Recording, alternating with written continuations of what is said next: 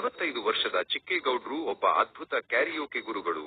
ಅವರ golden voice melodies ಎಂಬ ಪುಟ್ಟ ಸ್ಟುಡಿಯೋ ಯಾವಾಗಲೂ ಸಂಗೀತದ ಮಾಧುರ್ಯದಿಂದ ತುಂಬಿರುತ್ತಿತ್ತು.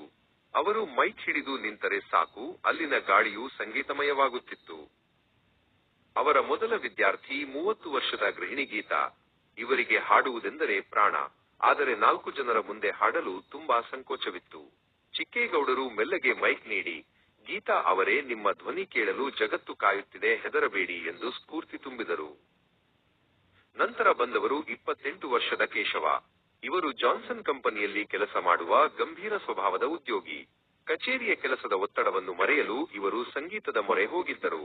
ಚಿಕ್ಕೇಗೌಡರು ಅವರಿಗೆ ಹಾಡಿನ ಲಯ ಮತ್ತು ತಾಳದ ಬಗ್ಗೆ ಗಂಭೀರವಾಗಿ ವಿವರಿಸುತ್ತಿದ್ದರು.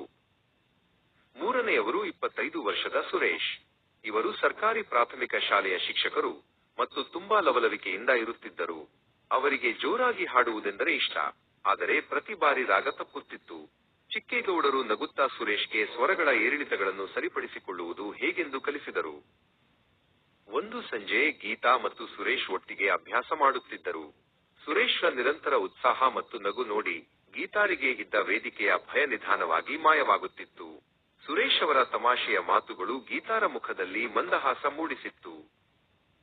ಕೇಶವ ಅವರಿಗೆ ಒಂದು ಹಳೆಯ ಕನ್ನಡ ಹಾಡಿನ ಕಠಿಣ ಸಾಲು ಹಾಡಲು ಕಷ್ಟವಾಗುತ್ತಿತ್ತು.